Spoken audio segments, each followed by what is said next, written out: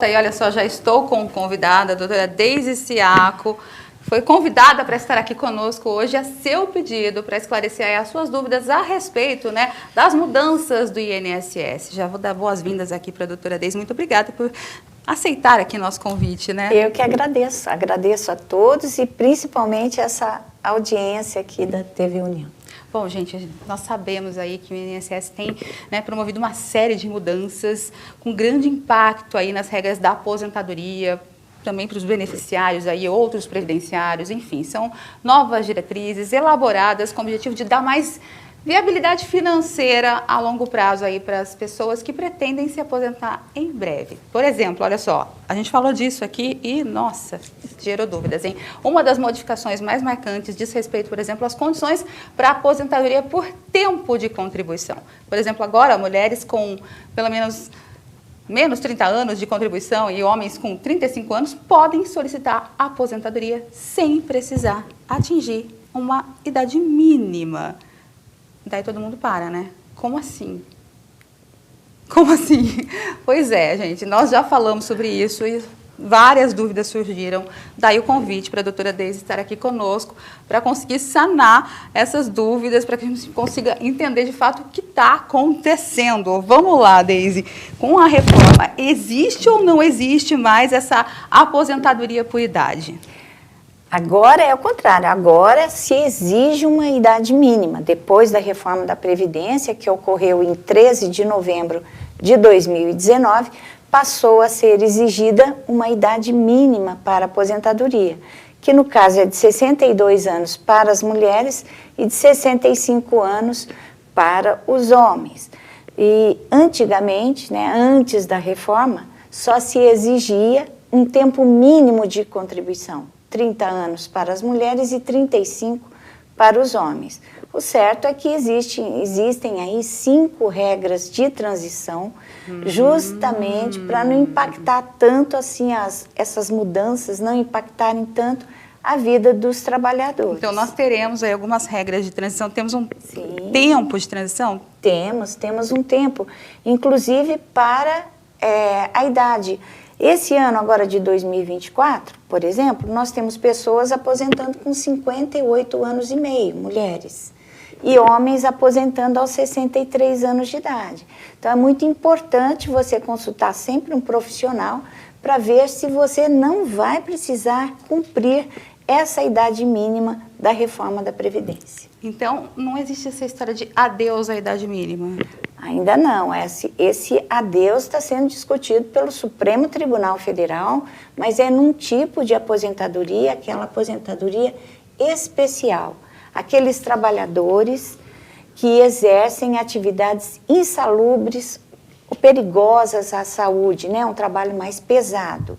Por quê? Porque antes da reforma da Previdência, não se exigia uma idade mínima para esses trabalhadores.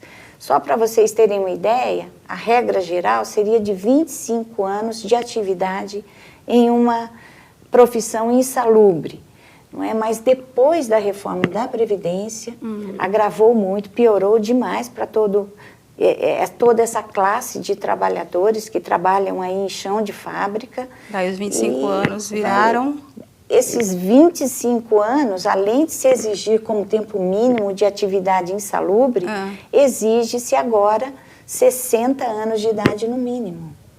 Vou dar um exemplo, dá tempo? Opa, vamos lá. Um exemplo, um metalúrgico, né? Ele começa aos 20 anos de idade a trabalhar no chão de fábrica, com movimentos repetitivos, fazendo muito esforço, muitas vezes carregando um peso descomunal, outras vezes tendo um ruído que prejudica demais a audição dele e perturba, né? Já está mais do que provado que perturba o cérebro, inclusive o ruído em excesso.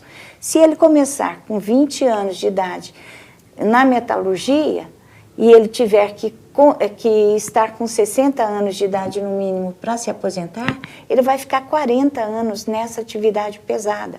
E é muito. Seriam 25. É muito. Ficou 15 anos a mais aí. Sim. Ficou 15 anos a mais. Bom, vamos lá. Embora a gente tenha convidado a Deise aqui para falar, a princípio, sobre essas novas regras, né? Enfim, sobre essas mudanças. E a gente vai ter que trazer a Deise aqui de novo, já estou vendo. Chegaram outras dúvidas, inclusive dúvidas do pessoal aqui procurando a emissora presencialmente, tá? Vamos lá. Olha só, vamos lá. Teve um caso aqui de um senhor que veio nos procurar, dizendo que eles precisou aí fazer um inventário de um imóvel, ficou 18 anos fazendo esse inventário, pagou um advogado durante 18 anos e agora ele se sente lesado, mesmo que esse inventário tenha saído agora. De fato, ele foi lesado? Para saber se ele foi ou não lesado, enganado, ludibriado, não é? É preciso que ele contrate um advogado que vai pedir o desarquivamento desse processo e verificar se a quem se deveu essa demora, né? Se foi por uma desídia, eventualmente aí por culpa do advogado que ele tinha contratado, ou não, se for, a que se deve essa demora, às vezes na hora de fornecer os documentos necessários. É um caso para se estudar mesmo porque ele ficou pagando por muitos anos. Isso me causa muito espanto, né? Ficar com uma mensalidade durante todos esses anos. É bom ele averiguar, perguntando aí, contratando um advogado para verificar essa situação. É comum? Não, jamais, não é comum. Então, já levanta aí, né, de fato, a questão aí. Opa, calma aí. Olha só, a dona Maria Helena também nos procurou para perguntar a respeito da aposentadoria da mãe, se muda ou não muda com essas novas regras do INSS, a mãe trabalhadora rural. Assim, olha, o que eu posso dizer a respeito do trabalhador rural, ele continua aposentando como era na regra antiga, aos 55 anos se for mulher e aos 60 anos se for homem. Mas exige aí um início de prova material. Você não pode fazer a prova do trabalho rural apenas com testemunhas. Então, isso complicou muito a vida do trabalhador rural. Ele tem que apresentar documentos que comprovem. E isso não é fácil para quem trabalha na roça. E os documentos não podem ser validados hoje, atuais, tem que ser com a validação antiga, é isso? Exatamente. Ele não pode, por exemplo, chegar para um proprietário de uma fazenda onde ele trabalhou por muitos anos e esse proprietário simplesmente dar uma declaração atual.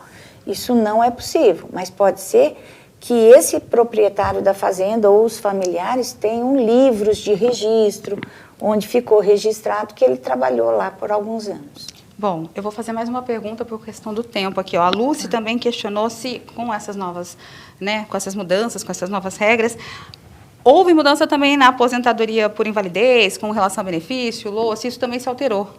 Não, as regras de LOAs de aposentadoria por invalidez continuam as mesmas, não é? Nós temos que fazer, principalmente aposentadoria por invalidez, nós temos muito aqui no Brasil, muita aposentadoria. Nós somos um povo, assim, digo, maltratado, né? Um povo que vai para o trabalho, exerce atividades muito pesadas, mesmo no serviço de faxina, no serviço de empregada doméstica, sem nenhum preparo, né, do corpo. Começa o trabalho muito cedo. Você vê ainda muita gente trabalhando aí com 7, 8 anos de idade, iniciando nas olarias, na roça. Ainda existe, pessoal, isso não acabou, embora não seja permitido. Trabalho mas infantil. Ainda existe. Acabam com a coluna. Então, para a aposentadoria por invalidez, eu queria deixar registrado aqui que é muito importante duas coisas. Um atestado médico bem feito, e isso nem sempre o médico quer fornecer. E precisa também de exames específicos. E a pessoa carente, a pessoa mais pobre, que ocupa o Sistema Único de Saúde, os postinhos, as UPAs, ele não tem esses exames à disposição. Esses exames ele fica na fila de espera por muito tempo. E isso é uma judiação, porque muitas vezes ele está inválido e não consegue comprovar. Complica. Bom, na dúvida, a melhor alternativa, de fato, é procurar um especialista, procurar orientação, né, de fato, verdadeira, confiável. Acho que é a melhor saída, né? É assim mesmo. É a melhor saída. Eu já vou deixar aqui o convite feito para que você retorne, para que a gente responda as demais perguntas aqui. Então, não estou esquecendo, não, gente. Eu sei que tem mais perguntas. Você pode continuar enviando, então, para a gente, que convite está feito para que a doutora Deise retorne aqui conosco. Com muito prazer, Fabi. Até a próxima. Tá certo. Ó, agradecer a sua audiência, a sua presença. Até a nossa próxima edição.